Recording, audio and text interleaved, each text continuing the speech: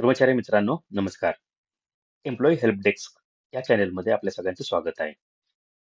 तर आज आपण अगदी सोप्या भाषेत भविष्य निर्वाह निधी म्हणजे नेमकं काय? त्याच्यामध्ये पी-एफ म्हणजे काय? पेन्शन म्हणजे काय? आणि ई-डी-एल-आय-एस यामध्ये कुठले कुठले बेनिफिट्स आपल्याला मिळतात? हे आपण अगदी सोप्या भाषेत समजून घेऊया. तर सगळ्यात प्रथम सुरुवात करताना जर आपल्याला एखाद्या कुठल्या फ्रेंड्सनी विचारलं किंवा एखाद्या कर्मचारी मित्रांनी विचारलं, की मला पी-एफ नको आहे. मला जे पी-एफचं जे काही कॉन्ट्रिब्युशन होतं, एम्प्लॉयी आणि एम्प्लॉयरचं, हे दोघंही नको आणि याचे मला टेक होम सॅलरीमध्ये याचे मला बेनिफिट्स द्या. तर हे असं शक्य आहे का? तर हे असं शक्य नाही. कारण पी-एफ हा एक ऍक्ट आहे आणि त्या ऍक्टच्या अंतर्गत पी-एफची मेंबरशिप असणं बंधनकारक आहे. तर याच्यामध्ये पी-एफची मेंबरशिप असताना आपलं जे कॉन्ट्रिब्युशन आहे, हे कशा पद्धतीने होतं ते समजून घेऊ. एम्प्लॉईचं कॉन्ट्रिब्युशन याच्यामध्ये 12% होतं. इक्वल कॉन्ट्रिब्युशन एम्प्लॉयरचं होतं.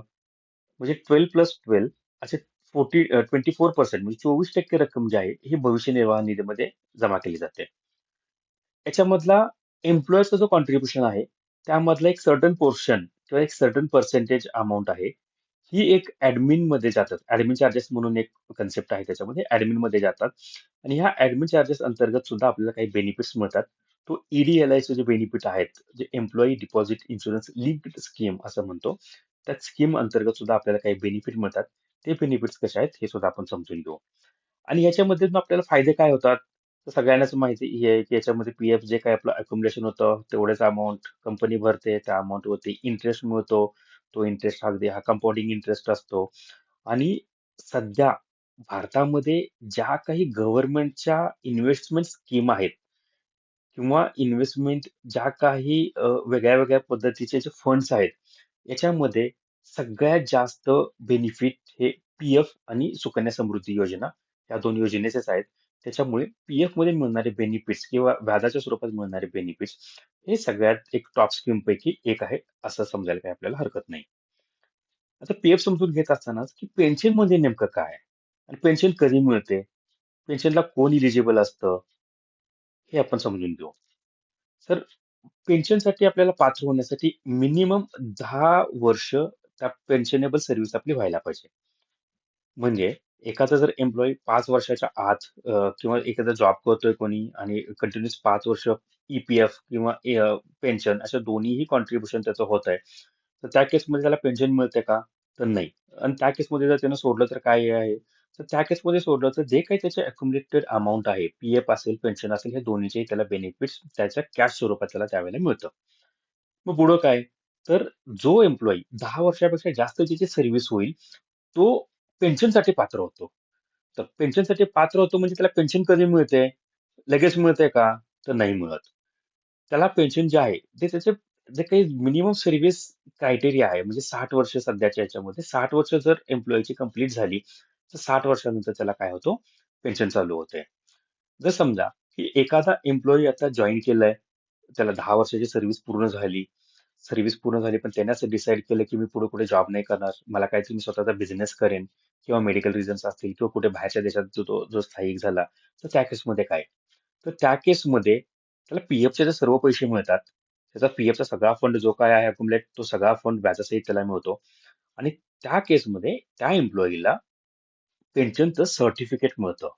आणि सर्टिफिकेट मिळाल्यानंतर ते सर्टिफिकेट आपल्याला जपून ठेवायचं आहे आणि ज्यावेळेला आपण पेन्शनचा जो मिनिमम एजचा क्रायटेरिया आहे 60 इयर्स 60 इयर्स पूर्ण झाल्यानंतर आपल्याला ते पेन्शन सर्टिफिकेट जे आहे ते जमा करायचं आहे म्हणजे पेन्शन ऑफिसला किंवा पी-एफ ऑफिसला सरेंडर करायचं आहे आणि त्याच्यानंतर आपल्याला काय होतं पेन्शन चालू होते.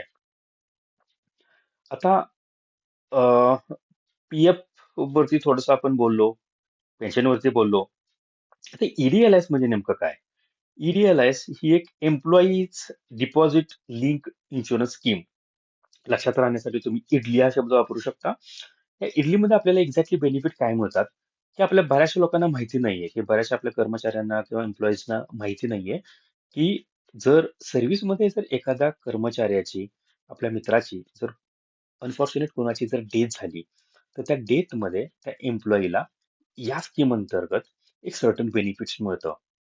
त्याला एक वन टाइम जो काही फंड आहे तो वन टाइम फंड मिळतो पीएफ पेन्शनच्या व्यतिरिक्त. त्याचं एक कॅल्क्युलेशन आहे. ते कॅल्क्युलेशन आपण थोडं समजून घेऊ की कुठल्या पद्धतीनं ते कॅल्क्युलेशन मिळतात किंवा त्याचे बेनिफिट्स एक्झॅक्टली काय आहेत ते आपण समजून घेऊ.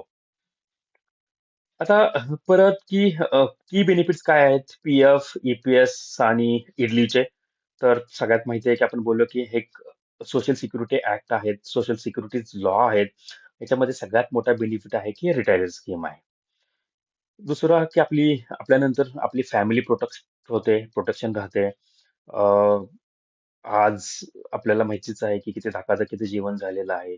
म्हणजे दिवस वेळ सांगून येत नाही. तर ह्या केसमध्ये एक आपल्याला मॅन्डेटरीली आपली फॅमिली प्रोटेक्ट होऊन जाते ह्या ऍक्ट अंतर्गत किंवा ह्या फंडच्या अंतर्गत.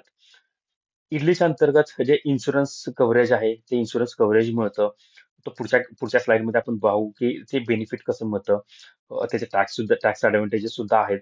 आणि सगळ्यात महत्वाचं म्हणजे ह्याच्यावरती गॅरंटेड रिटर्न्स आहेत.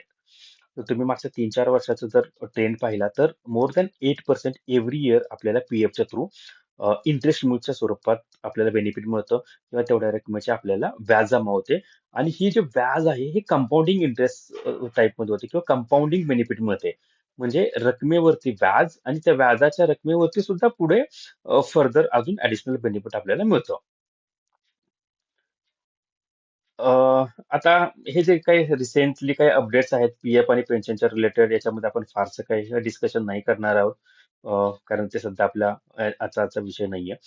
तर याच्यामध्ये जे बेनिफिट्स आहेत, ओके, तर ते हे समजून घेताना की पेन्शन जे आहे ते समजून घेऊ. देन पीएफ आणि ग्रॅच्युटी जे आहे ते सुद्धा रिटायरमेंट बेनिफिट्स मध्ये येतात. पण ग्रॅच्युटीचा आता आपल्या सध्याचा डिस्कशनचा भाग नाहीये. आपण डिस्कशन सध्या नाही करणार आहोत. तर ग्रॅच्युटी आपण कधीतरी नंतरच्या एखाद्या व्हिडिओमध्ये आपण तो समजून घेऊ. आता हे जे कॅल्क्युलेशन्स करतो आपल्याला की पीएफ सोबतच आपल्याला जे पेन्शन आहे, ती पेन्शन कशी मिळते? तर इथे थोडक्यात आपण समजून घेऊ. की पेन्शनचं जे कॅल्क्युलेशन आहे किंवा जे सूत्र आहे किंवा जो फॉर्म्युला आहे, तो अशा पद्धतीने आहे की पेन्शनेबल सॅलरी. आता पेन्शनेबल सॅलरी म्हणजे काय? की पेस्लिप आपली पहा. त्या पेस्लिपवरती पीएफ ज्या अमाउंट वरती डिडक्ट होतो, ज्या अमाउंट वरती कट होतो, ती म्हणजे पेन्शनेबल सॅलरी. टू पेन्शनेबल सर्व्हिस म्हणजे जेवढी काही आपली सर्व्हिस झालेली आहे, की नंबर ऑफ इयर्स आपली जी सर्व्हिस आहे, ती सर्व्हिस डिवायडेड 70. आता 70 विचारायचं एक्झॅक्टली हा 70 म्हणजे काय? तर माहिती नाही. 70 हा एक कॅल्क्युलेशन फॅक्टर आहे आणि तो पीएफ ऍक्ट नुसारच तिथे आहे. तर एक समजून घेऊ की जर एखाद्या एम्प्लॉईची ऍव्हरेज मागच्या 60 महिन्याची जर सॅलरी जर ₹30,000 असेल आणि जर त्याची सर्व्हिस एक्झॅक्टली जर 20 वर्ष झाली असेल, तर त्याला कशा पद्धतीने मिळेल? की पेन्शनेबल सॅलरी म्हणजे किती? 30,000 इंटू 20 इयर्स सर्व्हिस डिवायडेड किती? 70. तर त्याची किती? 8,571 म्हणजे ₹8,500 आसपास त्याला काय होईल? बेनिफिट्स मिळतील. कशाचे? पर मंथना हे चालू होईल. मंथली पेन्शन चालू होईल.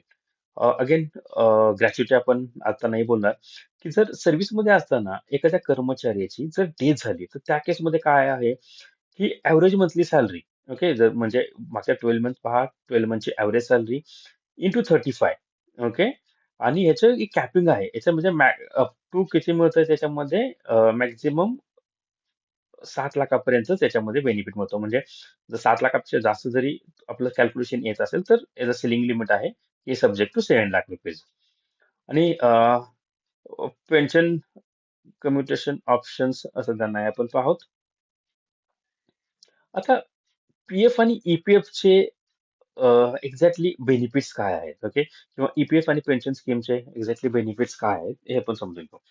अगोदरच्या स्लाइड मध्ये आपण असं बोललो की पीएफ ला जो मिळणारा इंटरेस्ट आहे, सध्याचा जो गव्हर्नमेंट ऑफ इंडियाच्या ज्या काही स्कीम आहेत त्यापैकी ज्या टॉपच्या ज्या काही स्कीम आहेत त्यापैकी एक आहे. दुसरी गोष्ट याच्यामध्ये कंपाऊंडिंग इफेक्ट किंवा तुम्ही जर पाहत असाल तर तो मॅजिक ऑफ कंपाऊंडिंग इंटरेस्ट, तो सुद्धा याच्यामध्ये बेनिफिट होतो. हा एक सोशल सिक्युरिटी ऍक्ट आहे. हा एक भविष्य निर्वाह निधी आहे. हा तुमच्या भविष्यासाठी सिक्युअर करण्यासाठी हा काही सर्टन फंड्स काढून ठेवतो आपण, जे भविष्यासाठी उपयोगाला येईल. म्हणून हा एक ऍक्ट आहे. आणि जर काही एखाद्या कर्मचाऱ्याची जर डेथ झाली, तर त्या डेथमध्ये सुद्धा बेनिफिट मिळतं. आणि जर एखाद्या कर्मचाऱ्याला कधी काही जर गरज पडली, की जर एखाद्या इमर्जन्सी आहे किंवा काही पैसे काढायची गरज पडली, तर त्या केसमध्ये कोणी आपला कर्मचारी पैसे काढू शकतो का? तर येस, तो काढू शकतो. तर तो कशा पद्धतीने काढू शकतो? तर त्याच्यासाठी एक वेगळे-वेगळे रिझन्स आहेत, की घर बांधणीसाठी असेल, जागा खरेदीसाठी असेल, लग्न आहे, मेडिकल्स आहेत, हायर एज्युकेशन आहे. तर या वेगवेगळ्या रिझनसाठी कुठलाही कर्मचारी पी-एफ वरती ऍडव्हान्स काढू शकतो किंवा पी-एफ पार्शियली पी-एफ तो विथड्रॉ करू शकतो. पण माझं एक तुम्हा सर्वांना एक असं सांगणं आहे, की पी-एफ हा एक नावातच तुम्ही जर नावच पाहिलं तर हा एक भविष्य निर्वाह निधी आहे. आणि हा आपल्याला सगळ्यांनाच हा भविष्यासाठीच वापरायला पाहिजे. कुठल्याही अडचणी आल्या, अनंत अडचणी येतील, काही प्रॉब्लेम्स येतील, परंतु पी-एफच्या पैशांना आपण टच नाही केला पाहिजे. आपण तो फंड जो आहे तो विथड्रॉ नाही केला पाहिजे किंवा त्याच्यावरती ऍडव्हान्स सुद्धा नाही घेतला पाहिजे. कारण तेवढे जे बेनिफिट्स आहेत ते आपल्याला परत नाही मिळणार किंवा आपल्याला जर फंड जर साठवायला गेलो तर तेवढा फंड आपल्याकडून अक्युमुलेट नाही होणार. म्हणून सगळ्यात बेस्ट ऑप्शन आहे की पी-एफ ला टच नाही करायचं. मी तर सरळ सोप्या भाषेत असे सांगेन की पी-एफ म्हणजे लाईक आपल्या लग्न झालं असेल तर आपल्या पत्नीच्या गळ्यातलं मंगळसूत्र असं तुम्ही पी-एफ ला ट्रीट करा. आपण किती जरी आपल्या अनंत अडचणी आले तर आपल्या पत्नीच्या मंगळसूत्राला आपण टच करतो का? तर नाही करणार. ओके.